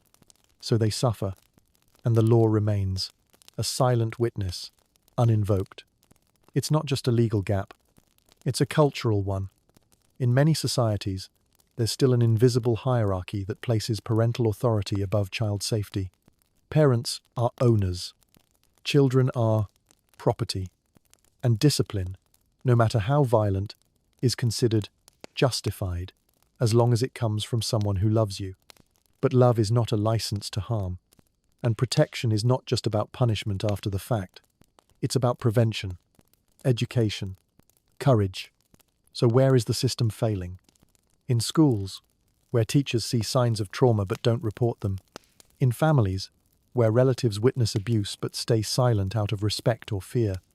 In communities, where intervention is avoided for fear of causing drama. In policy, where child protection agencies are undertrained or under-resourced. In media, where violence against children is normalized, even joked about. Too often, responsibility is passed around like a hot stone, never held long enough to act. But a law without implementation is just ink. A right without access is just a dream. So what does real protection look like? It starts with awareness. Children need to be taught, from a young age, that their bodies are their own. That fear is not love. That being hurt is not something they have to accept. It continues with training. Teachers, social workers, and healthcare professionals must be equipped to spot red flags, respond with sensitivity, and act with urgency. It requires systems that listen, helplines that actually pick up, social services that follow through, courts that understand trauma, governments that fund child protection, like they fund defense. And most importantly, it needs community courage. A neighbor who checks in, a teacher who reports, a family member who refuses to stay silent. On paper, the child is protected. There are laws, decrees, international agreements, words written in ink that declare, every child has the right to be safe. No child shall be subjected to violence, abuse, or neglect. Discipline must never cross the line into harm. And yet, behind closed doors, doors that often stay shut, children are still being hurt. Sometimes by a hand that strikes, sometimes by a voice that breaks them down, sometimes by silence, by the people who saw but chose to look away. The law exists, but where is its presence in daily life? Too often, these protections live only in courtrooms and textbooks, in public campaigns that flash across television screens for a moment, then fade. In official posters pinned to school walls that children don't even read. The real question is not whether we have laws, it's whether we apply them, whether we believe in them, whether we live by them when it's hardest to do so. Because the law can't tuck a child in at night. It can't stand in front of a raised hand. It can't walk into a house where fear lives and say, enough. That takes people. People who are willing to act, not just react. People who don't wait for headlines before they care. Let's be honest, in many communities, violence against children is still considered a family matter, something private, something untouchable. Teachers hesitate to report what they see. Neighbors hear screams but stay quiet. Even extended family members say, it's not our place to interfere. But when protection is optional, harm becomes acceptable. Laws are meant to define what we collectively refuse to tolerate. But when they are ignored in practice, when they are seen as suggestions instead of obligations, then they lose their power. And children lose their safety. In some countries, corporal punishment in schools is banned, but it still happens. In others, domestic abuse laws include children, but enforcement is weak or inconsistent. And in many places, emotional abuse, words that belittle, humiliate, or control, isn't even recognized by law, even though science has shown it can scar deeper than any bruise. Why the gap? Part of the problem is cultural. In societies where discipline is equated with control, and control is equated with love, it becomes hard to call out violence, even when it's obvious. Parents are seen as untouchable. Their right to raise their child how they choose is defended more fiercely than the child's right to be safe. But rights are not shields for harm. Freedom does not include the freedom to injure others, especially the most vulnerable. Another problem is lack of training. Teachers, social workers, medical staff, they may witness signs of abuse, but not know how to respond. Or worse, they may fear retaliation, or be discouraged by systems that are slow, confusing, or under-resourced. And then there's the biggest barrier of all, fear of being wrong. What if I misread the situation? What if reporting makes things worse? What if I cause more harm than good? But when in doubt, it is better to overprotect than to excuse harm. Because for the child involved, no action is often the worst action of all. So how do we close the gap between law and life? We start by changing the question from, what does the law say, to, what do I We live in a world where hurting a child is often easier than hearing them, where raising a hand takes less effort than raising a conversation, where discipline is still confused with fear, and respect mistaken for silence. But the truth is, every word we say, every choice we make, every moment we choose love over anger, is shaping a human life. A child is watching, not just what we do when they behave, but how we react when they don't. Not just how we speak to them, but how we speak to ourselves, to others, to the world. They are learning what love looks like, what safety feels like, whether they are allowed to be fully human and still fully loved. For generations, pain has been passed down like tradition, wrapped in phrases like, "for your own good," or "this is how I was raised." But survival is not a standard, and repeating harm is not culture, it's a cycle waiting to be broken. Being a parent, a teacher, a guardian, or simply an adult in a child's life is not about having all the answers. It's about asking better questions. Not, how do I control this child, but how do I understand them? Not, how do I fix their behavior, but what do they need right now that they don't yet have the words to say? We don't need to be perfect. We need to be present, to pause before we react, to listen more than we lecture, to offer not just rules but reasons, to offer not just shelter but safety, because every child deserves to grow up without fear in their own home. In the heart of northeastern Africa lies a stretch of land so dry, so relentlessly sun-scorched, it barely seems fit for life. No forests shade the earth. Rain is a rare visitor. The ground is hard, cracked, and silent. By all accounts, this should have been a wasteland. And yet, somehow, thousands of years ago, it became the cradle of one of humanity's most iconic civilizations. The reason? A river. The Nile. Not just any river, the river. At over 6,600 kilometers, it is the longest ribbon of fresh water on Earth, cutting through the desert like a silver thread of life. But for the ancient Egyptians, it was more than geography. It was everything. The Nile was their calendar, their granary, their road, their god. Without it, there would be no Egypt. Each year, like a divine ritual, the Nile would flood its banks. Brown, silty waters would spill across the parched floodplains, drowning them in mud and minerals, burying the land in black earth. And when the water slowly receded, what remained was magic, a layer of rich, fertile soil, unlike any in the surrounding desert. Fields that had once been dust and stone were suddenly alive, ready for sowing. This miracle didn't come from advanced machinery or irrigation systems. There were no satellites to predict weather, no pumps to redirect the river's course. What the Egyptians had was patience, observation, and rhythm. They watched the moon, they tracked the stars, and they learned the Nile's secrets. Over generations, they understood when it would rise, when it would fall, and how to plant their crops in perfect sync with its moods. Life, for them, wasn't about control. It was about partnership with the river.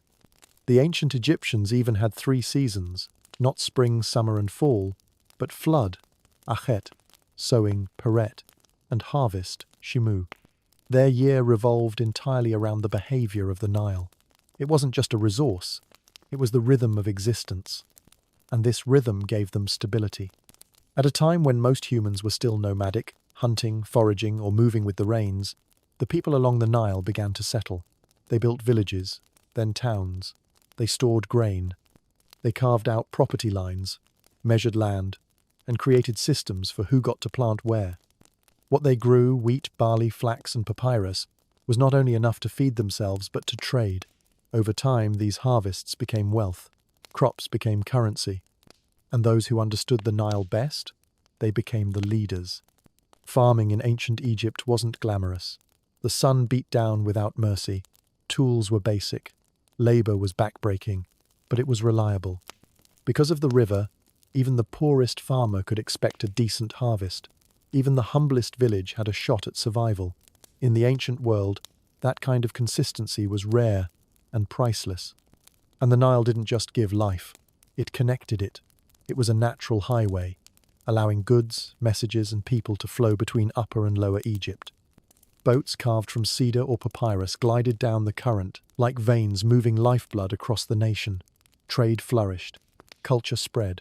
Ideas rippled north and south, carried by wind and water. But perhaps the greatest miracle of the Nile wasn't just that it fed people, it shaped their minds. When you live in a place where the river comes every year like clockwork, never too late, never too early, you begin to believe in order, in balance, in predictability. That belief seeped into Egyptian religion, architecture, governance. Pharaohs ruled with a promise of Ma'at, the divine order of things. Pyramids were built with perfect symmetry, aligned to the stars.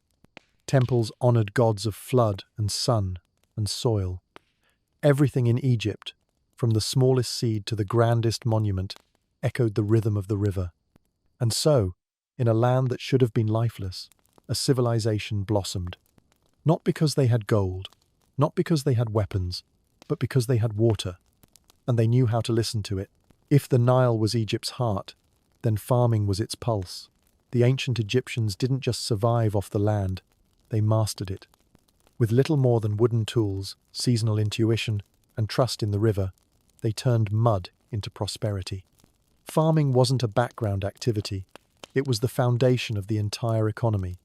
Every Egyptian, whether poor villager or royal official, knew that wealth began in the fields. After the Nile's floodwaters receded and the soil settled, a new season began, sowing. Farmers would scatter seeds of emmer, wheat, barley, flax, and lentils across the black earth. Then they waited, watching the skies, whispering to the gods, praying for balance. Their crops weren't just food, they were currency. Wheat and barley were used to pay taxes. Grain was stored in state granaries like a kind of public bank. It was counted, recorded, and distributed according to need or status. Farmers could deposit their surplus and withdraw goods like oil, cloth, or tools in return. In many ways, grain functioned as Egypt's first financial system. Your field was your fortune.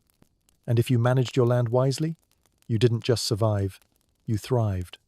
Many farmers worked land owned by temples or nobles, but others owned small plots passed down through generations. With good harvests and proper storage, even modest families could accumulate grain wealth. Those who rose early tracked the floods and understood crop rotation often outpaced their neighbors. Success wasn't about status, it was about discipline, timing, and trust in the Nile. Their tools were simple: plows pulled by oxen, sickles made of wood and flint, baskets woven from reeds, but the system was efficient. Labor was communal, often organized by village, with shared planting and harvesting. It wasn't uncommon for a good harvest to feed an entire district. The rhythm of the year dictated the rhythm of society. Food was power, and those who could control, store, or move it held influence. The state understood this. Officials measured land with rope stretchers after each flood, assessing how much water had covered each plot. That determined how much tax a farmer owed. Scribes recorded every number on papyrus scrolls or ostraca, pottery shards, early ledgers that predated balance sheets by thousands of years. This attention to detail created a level of economic order rarely seen in the ancient world. Egypt's farmers weren't just workers, they were participants in a larger machine. Their harvests fed temple workers, soldiers, and builders. Surplus grain was traded for copper, cedar, incense, and luxury goods. Agriculture wasn't isolated. It was the engine that powered diplomacy, architecture, and religion. Even labor was paid in food. Stone haulers at the pyramids fed daily rations of bread and beer. Temple scribes paid in grain. High priests, they didn't farm, but they controlled vast tracts of land and collected their share of crops from tenant farmers. Grain wasn't just the backbone of the economy, it was the social contract. And then came cotton's ancient cousin, flax. From it came linen, Egypt's most prized textile, not just used for clothing, but for wrapping the dead in luxury. Farmers who grew flax weren't just clothing the living, they were outfitting eternity. High-quality linen could be traded across borders or gifted to royalty. It wasn't flashy, but it made money. The self-sufficiency of this system is what made it so powerful. Egypt didn't rely on outside imports for survival. Everything essential, grain, vegetables, oils, fiber, was grown within the Nile's reach. The river was the spine. The farmland was the muscle. In the modern world, we think of farmers as underdogs. In ancient Egypt, they were pillars of civilization. Some rose to positions of wealth and honor simply by managing land wisely.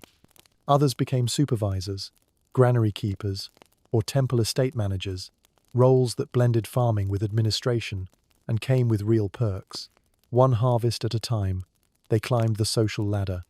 So yes, you could become rich by farming.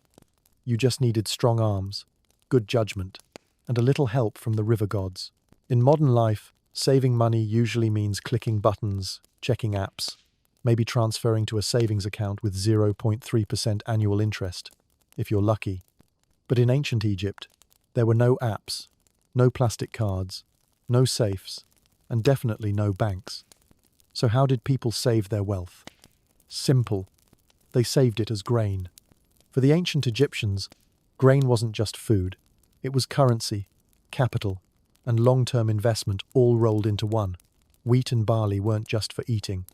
They were stored, measured, and traded, functioning exactly like money does today. In a world without coins, a sack of barley could buy you sandals, labor, or even a proper funeral. The most secure bank vault of the time? The state granary. Massive structures made of mud brick lined with plaster. Granaries were the beating heart of Egypt's economic system. They stored not only the surplus of harvests, but also wealth in its most edible, and arguably most reliable, form. Here's how it worked. Each year, after the Nile floodwaters receded and the crops were harvested, farmers delivered a portion of their grain to government officials. This wasn't voluntary generosity, it was taxation in kind.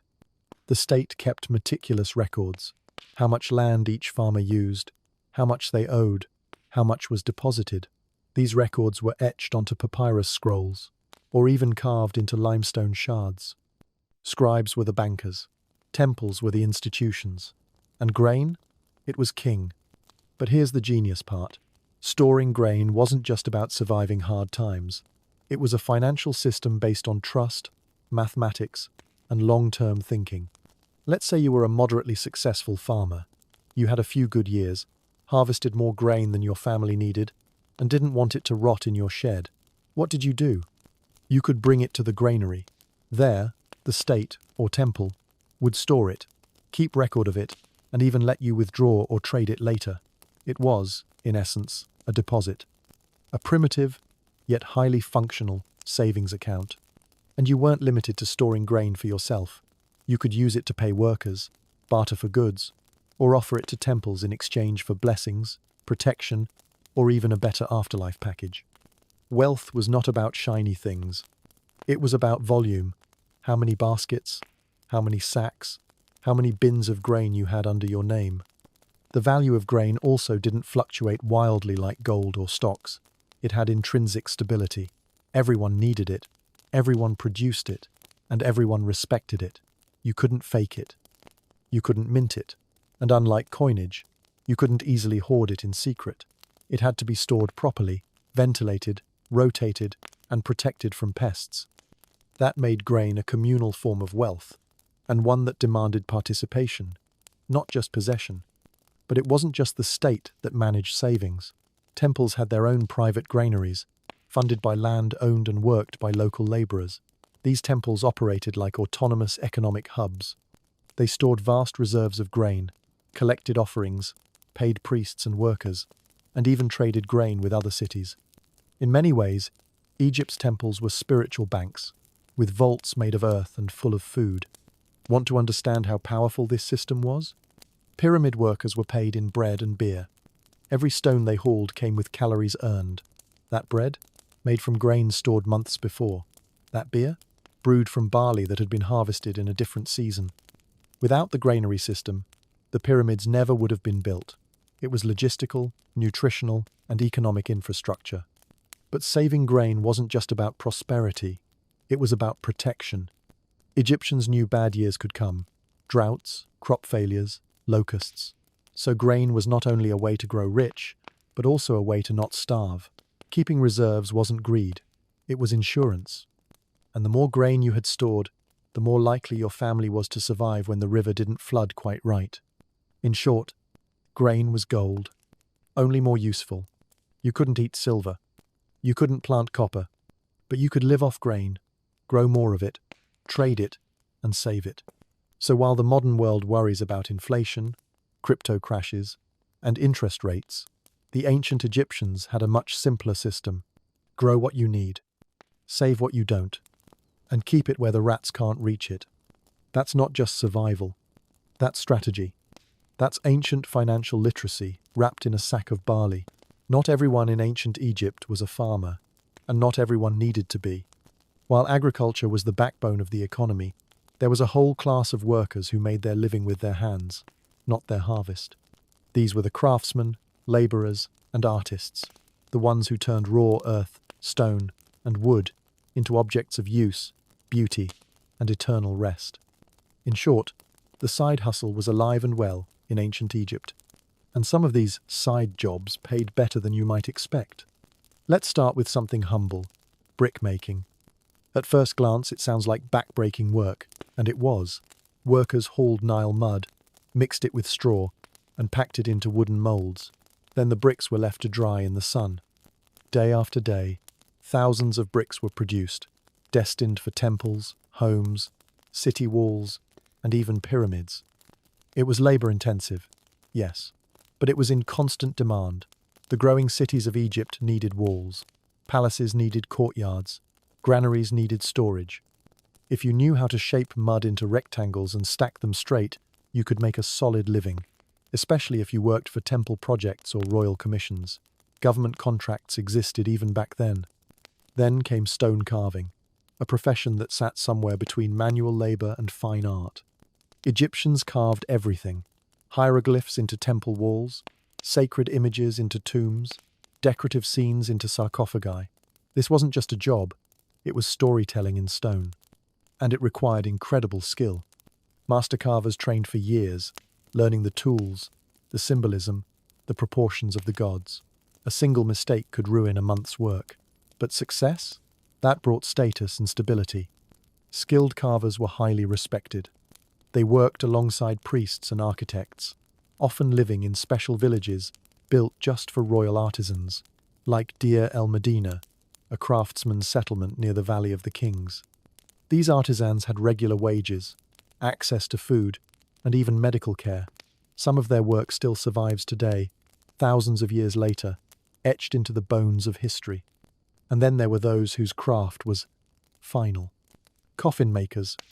Now, you might think making coffins sounds grim, but in ancient Egypt, death was big business. Everyone, from the poorest villager to the wealthiest noble, wanted to be buried properly, with style, with symbolism, and ideally with some spiritual insurance for the afterlife. That meant sarcophagi, amulets, carved spells, protective paintings, and precise geometric proportions, all wrapped up in layers of linen and ceremony. The people who built coffins weren't just carpenters, they were ritual experts. They had to understand funerary texts, religious iconography, and the aesthetic preferences of both client and clergy. Some coffins were simple, plain wood boxes. Others were elaborately painted, inlaid with gold, engraved with protective spells from the Book of the Dead. The more you paid, the better your odds, or so people believed, of having a smooth journey into the afterlife. Coffin making was a full-time trade, and a lucrative one. A well-made coffin could cost a fortune, sometimes equivalent to a year's salary for an average worker. And since everyone, eventually, needed one, demand was eternal. What tied all these professions together was this: value through skill. In a world without mass production, every object had to be made by hand. That gave artisans real power. The better you were, the more in demand you became. You didn't have to be rich to get started, just talented and patient. The payoff? Food, respect, stable work, and in some cases, your name remembered forever. And these weren't isolated gigs. Many people combined these side jobs with seasonal farming. A man might plant wheat in the floodplains, then spend the dry season carving reliefs in limestone. A young apprentice might mold bricks during the day and study funeral spells by firelight. Work was fluid. Professions overlapped, talents multiplied. It's tempting to think of ancient economies as simple or static, but Egypt shows us otherwise. It was dynamic, layered, full of pathways for those who could shape, sculpt, or serve. So if you couldn't grow grain, you could still grow wealth, with bricks, with blades, with chisels. And if you were really good, your work might outlive the pharaoh himself. When we picture ancient Egypt, we often imagine pyramids and pharaohs, not ports and trade routes. But make no mistake, Egypt was not an isolated kingdom buried in sand. It was a thriving hub of commerce, connected by both river and desert, where goods, people, and ideas moved constantly. The Egyptians didn't just grow what they needed, they traded what they had, and they traded well. Let's start with the obvious, the Nile River. More than just a source of water, the Nile was Egypt's main transportation highway. Long, straight, and predictable, it allowed boats to move goods between the far south and the fertile delta in the north. Wind-powered sails carried cargo upstream, while the current carried them down.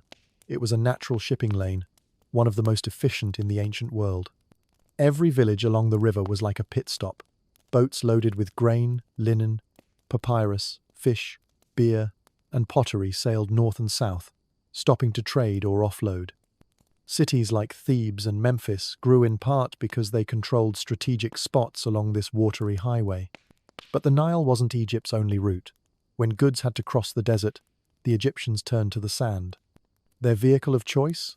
The camel's early cousin, the donkey. Before camels became common in Egypt, donkeys carried loads across the scorching desert, leading caravans through trade routes that stretched toward Libya, Nubia, and the Sinai. These caravans were the trucks of their time, slow, dusty, but reliable. Through these land routes, Egypt obtained things it couldn't grow or build on its own. Copper and turquoise from the Sinai, incense and exotic animals from Punt, likely modern Eritrea or Somalia, gold and ebony from Nubia, and rare stones like lapis lazuli from as far as Afghanistan. These weren't just luxury items, they were signs of status, tools of worship, and materials used in everything from jewelry to temple decoration. And then there was the sea. To the east, Egypt had access to the Red Sea, which opened trade with Arabia and the Indian Ocean. Egyptian boats made of wood, reeds, and rope ventured across waters many thought impossible to navigate. The port of Wadi al-Jarf, recently rediscovered, reveals that ancient Egyptians had a system of maritime trade as early as 4,500 years ago. They brought in cinnamon, myrrh, frankincense, spices, oils, and exotic woods. These weren't everyday items. They were gifts for the gods, perfumes for royalty, and medicines for the elite. If you were wealthy and wanted your tomb to smell divine for eternity, chances are your priests were burning incense imported from across the sea. What made Egypt powerful wasn't just its geography, it was its ability to connect across it. Egyptians knew how to use every terrain to their advantage: water, desert, mountain, and coast. And trade wasn't just about goods. It brought stories, ideas, and skills. From Nubia came new styles of pottery and goldsmithing. From the Levant came architectural influences and musical instruments. From far-flung lands came legends of other gods, strange animals, and distant kingdoms. Egypt was proud of its culture, but it wasn't closed. It absorbed, adapted, and transformed what it received. That's part of why it lasted so long. Temples served not only as religious centers but also as warehouses. Granaries stored trade surplus. Scribes recorded every transaction. Taxes were collected from traders at checkpoints, and official seals authenticated goods and documents. In other words, Egypt had customs officers, ledgers, and quality control, 3,000 years before modern logistics. Even trade festivals existed, drawing in merchants from neighboring regions. Markets buzzed with goods and gossip. In a time before social media, trade was the way news spread. Egypt's strategic location made it the crossroads of Africa, the Middle East, and the Mediterranean, and the Egyptians knew how to use it. So while their pyramids pointed toward the stars, their economy was deeply rooted in movement, of boats on water, caravans on sand, and stories across borders. They didn't wait for the world to come to them. They went out and traded for it. In ancient Egypt, dying wasn't just a spiritual journey. It was a financial commitment. If you thought funerals today were expensive, imagine living in a world where your afterlife depended on how much you could pay while still alive. In Egypt, the real economic magic happened after death. Because in this society, dying meant buying, and not just a coffin. Let's start with the basics. Everyone, from farmers to pharaohs, wanted to reach the afterlife. But that wasn't automatic. You needed the right items, the right rituals, and the right professionals to get you there. And none of it was free. Step 1. The coffin. You couldn't just be wrapped in linen and tossed into a hole, not if you cared about your soul. A proper burial required a wooden coffin, often painted and inscribed with protective spells, sometimes nested within multiple layers of sarcophagi. The more intricate the artwork, the higher the cost. A basic model might have been affordable, but if you wanted your name remembered, your face painted, and your soul protected, that took money, and a skilled coffin maker who charged for quality. Step 2. The accessories. No one entered the afterlife empty-handed. You'd need amulets, statues, perfumes, canopic jars to hold your internal organs, and if possible, a copy of the Book of the Dead, handwritten on papyrus scrolls. That's right. You had to purchase a custom spiritual guide to help you navigate the next world. Think of it as the ancient Egyptian version of a paid subscription for post-death survival. And then there was the ceremony itself. You didn't just disappear one day. Your funeral was an event. Priests performed rituals. Incense was burned. Offerings were made. Some families hired professional mourners, women who cried loudly to show the community how loved you were. These weren't friends. They were on payroll. Oh, and don't forget the burial plot. Good locations, near temples or in specially designated tomb fields, came at a premium. You could be buried in the desert, of course, but if you wanted proximity to a god's temple or to an ancestor's tomb, expect the price to rise. In short, death in Egypt was an entire economy. Craftsmen built the coffins. Artists painted scenes of your afterlife. Scribes wrote spells. Weavers prepared linen wraps. Priests ran the rituals. Builders carved the tomb. Masons engraved your name. Merchants sold scented oils, natron salts, incense, and charms. Each step in the process, from last breath to final burial, involved payments, labor, and trade. And just like any thriving market, there were options. If you were poor, you got a pit grave, minimal goods, and a hope that the gods were in a good mood. If you were middle class, you saved up for a decent coffin, hired a priest or two, and maybe got your own modest tomb. If you were rich, you became a permanent real estate owner in the afterlife. Your tomb was your legacy, your pyramid, a billboard for eternity. The logic was simple. The more you paid, the smoother your journey through the underworld. Because even in death, you needed insurance. This wasn't just vanity. Egyptians believed the afterlife was a trial. Your heart was weighed against a feather. If it was too heavy with sin, you were eaten by a demon. Game over.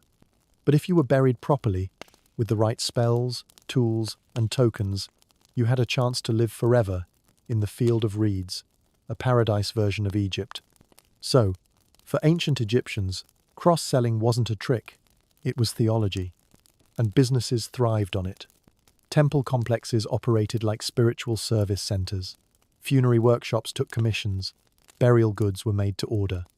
And all of this created jobs, wealth circulation, and entire trade networks focused solely on preparing for death. Because in Egypt, death wasn't the end. It was the next big market. In today's world, we manage money with spreadsheets, apps, and calculators. We track decimals, percentages, and growth projections. Ancient Egyptians?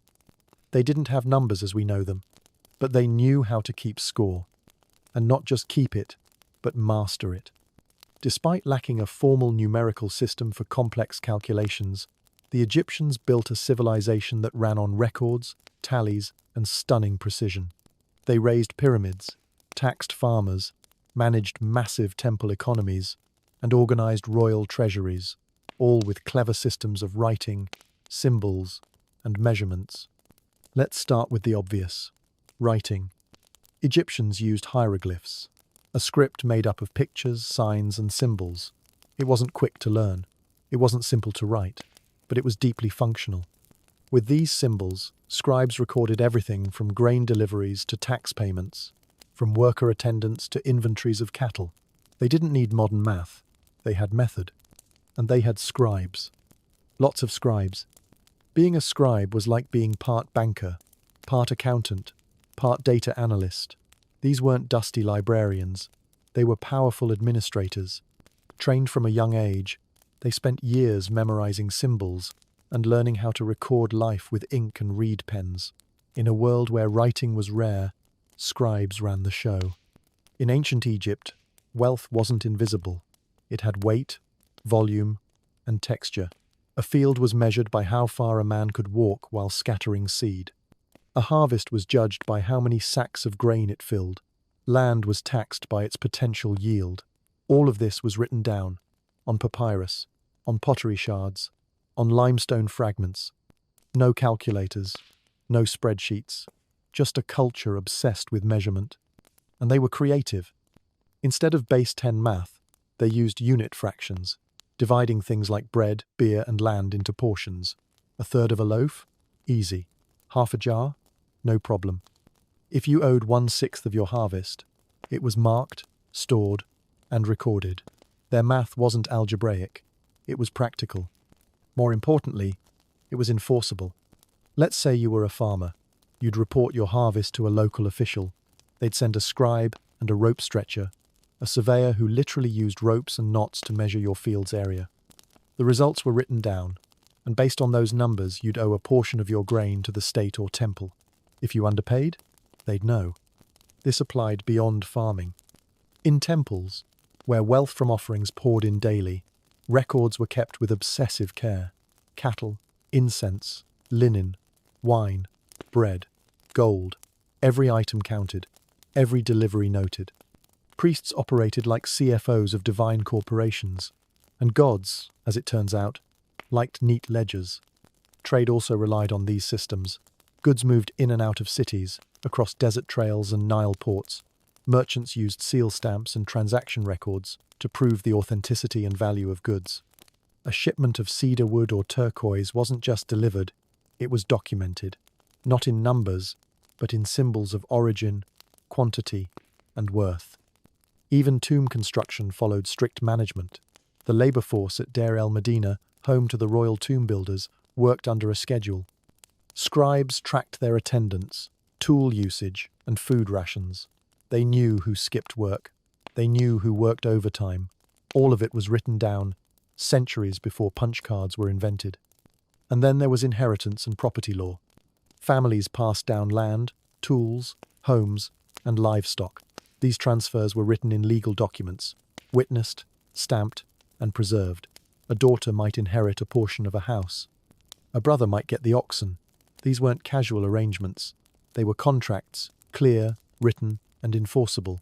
So how did Egyptians build trust in a world without formal currency or numeric banking? They documented everything. You didn't need decimal points when you had records. You didn't need a vault when you had state-run granaries. You didn't need interest rates when you had trust built on scrolls and signatures. And while modern finance runs on invisible data, Egypt's wealth was tangible, measured in sacks, jars, land plots, linen rolls, and livestock heads. Everything was seen, counted, traded, taxed, and recorded with care. So no, ancient Egyptians didn't invent banking, but they understood the secret. Wealth isn't just what you own, it's what you can track. And that's why, even without numbers as we know them, they still ran an economy more organized than some modern governments. When we think of ancient Egypt, we tend to picture extremes, the mighty pharaoh wrapped in gold, or the humble farmer toiling in the sun. But between the throne and the field, there existed something surprisingly modern, a thriving middle class. They weren't kings. They didn't own pyramids. But they lived well, without ever needing to bow at court. In the world of ancient Egypt, wealth and status didn't belong exclusively to royalty. Thanks to a stable agricultural economy, a structured bureaucracy, and specialized labor markets, Egypt developed one of the earliest examples of a middle class in human history. So who were these people? They were scribes, priests, artisans, traders, architects, physicians, boat builders, linen weavers, and temple workers. They weren't born into privilege, but they earned comfort through education, skill, or religious service. They owned homes, employed laborers, paid taxes, and raised families with more security than the lower classes could imagine. Let's start with the scribes. These were the rock stars of bureaucracy. In a civilization built on records and measurement, scribes were essential. They were trained in temple schools, often from childhood, and knew how to read, write, and calculate. They worked for temples, estates, and the government, handling everything from tax records to trade manifests to construction logs. They weren't rich like the nobility, but they didn't live modestly either. A skilled scribe had a respected position, stable income, and even a chance to climb the ranks. Some eventually became high officials or advisors to pharaohs. Then there were the artisans and craftsmen. These were the people who carved statues, painted tombs, sculpted sarcophagi, and built temples. Their work was in high demand. At places like Deir el-Medina, the royal artisan village, workers lived in private stone houses, received regular wages, in bread, beer, meat, and clothing, and enjoyed days off, medical care, and access to education. Many passed their skills to their children, building legacies of artistic families, and some, thanks to their work for the state or the elite, even left behind tombs of their own, decorated with pride, telling stories of lives lived in dignity. Another pillar of the middle class, priests. Serving the gods wasn't just a spiritual calling, it was a full-time job. Temples were economic powerhouses, owning land, storing grain, and employing thousands. Priests oversaw rituals, maintained temple property, and organized festivals. Many lived in comfortable quarters and were compensated with both goods and status. They might not have ruled politically, but they wielded influence through belief, education, and economic control. Then there were the merchants and traders. Egypt wasn't closed off. It traded with Nubia, the Levant, and even lands across the Red Sea. Traders who managed to operate caravans or riverboats could profit significantly, especially those dealing in luxury goods like incense, oils, linen, or exotic animals. Some even had multi-generational businesses, passing down their trade routes and contacts, growing wealth without titles. And let's not forget healers, shipbuilders, brewers, teachers, and papyrus makers. They formed a skilled working class that wasn't rich, but lived securely, with access to markets, temples, and civic life. They weren't servants, they weren't nobles, but they were essential. What made Egypt's middle class unique wasn't just its existence, it was its independence. These people didn't rely on royal blood. They didn't need land from the pharaoh. They earned their place through knowledge, skill, and consistency. Their homes weren't palaces, but they were built of stone, not mud brick. They had furniture, shrines, and painted walls. They wore linen, not rags. Their children went to temple schools. And their names? They were written down not because they conquered, but because they contributed. Even in death, the middle class made their mark. They couldn't afford pyramids, but they commissioned tombs with prayers, carvings, and art. They saved for proper coffins. Some even hired scribes to write versions of the Book of the Dead, abridged, maybe, but still potent. Their belief in the afterlife was just as strong, and they prepared with care. Their legacy was quiet, but enduring. While kings and generals made headlines, the middle class made Egypt function. They were the gears behind the gold, the voices behind the scrolls, the hands behind the temples. Without them, there would be no economy, no administration, no monuments. They didn't chase glory, they chased stability. And in doing so, they showed that you don't need a crown to live a rich life. In the ancient world, wealth often came at the tip of a spear. Kings conquered, empires looted, fortunes rose and fell with war. But in ancient Egypt, a different idea quietly took root, that true wealth wasn't about conquest or speed. It was about patience, about rhythm, about lasting. Egyptians didn't rush to get rich. They didn't bet it all on risky ventures or dream of sudden windfalls. Their wealth philosophy was simple: grow slowly, save wisely, live long. It started with the land. The Nile didn't flood on demand, it flooded once a year, on its own time. The people learned to adapt to its pace. They planted when it told them to. They harvested when the soil allowed. There was no shortcut, no workaround. In Egypt, wealth meant waiting well. This relationship with nature shaped how they thought about prosperity. Abundance wasn't something you chased, it was something you cultivated. Work with the seasons. Store what you don't need. Don't take more than the land can give. It's a philosophy we now call sustainable living. They simply called it survival. But Egyptians went further. They didn't just grow wealth, they respected it. Instead of hiding it or hoarding it, they recorded it, measured it, and preserved it. A good harvest was not a chance to splurge, it was a chance to prepare for a poor one.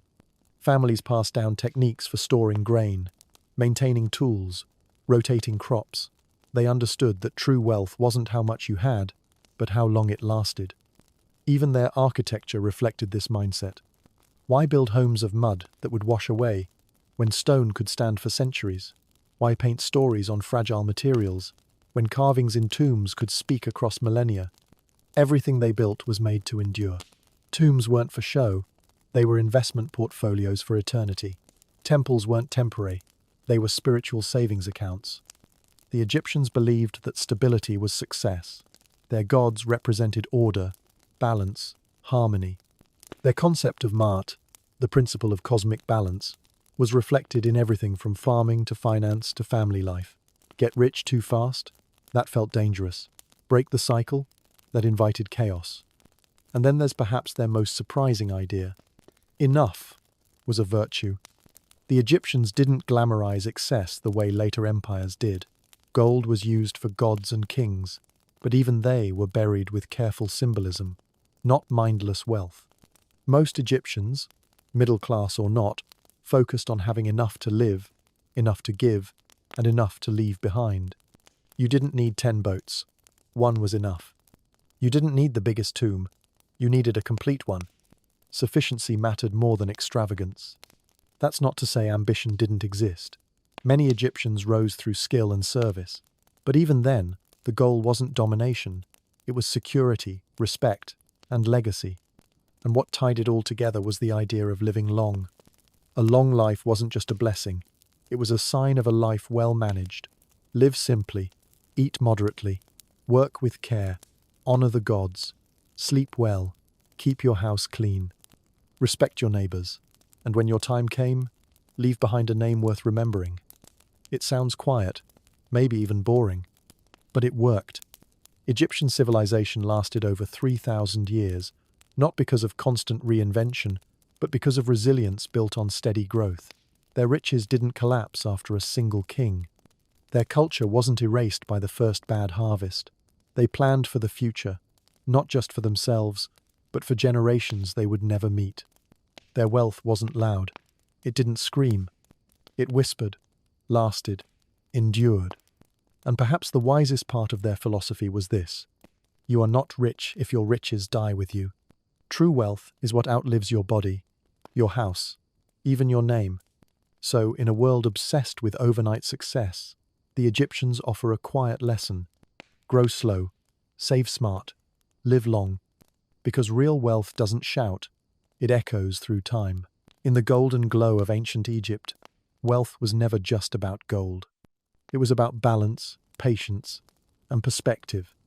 From the rhythms of the Nile to the rituals of burial, the Egyptians built an economy and a society on values we often overlook today: sufficiency over excess, community over competition, and endurance over speed. They taught us that true prosperity isn't found in fast fortunes, but in systems that sustain life across generations. That saving grain in a granary can be just as powerful as investing in stock. That work, whether on a farm, in a workshop, or inside a temple, has value when it serves something bigger than the individual. Their craftsmen carved for gods, not just for clients. Their traders moved goods, but also moved ideas. Their middle class lived without palaces, but with purpose. And when it came time to die, they did not vanish. They prepared. They planned. Not to cling to life, but to carry their values into the afterlife. In a world constantly chasing the next big thing, ancient Egypt whispers something different. Grow what matters. Protect what you have. Leave something that lasts. Whether you're a farmer or a founder, a builder or a believer, the Egyptians left behind a blueprint, not just for pyramids, but for a way of living that is still relevant today. Because in the end, the greatest wealth is not measured in gold or grain, but in what remains when you're gone.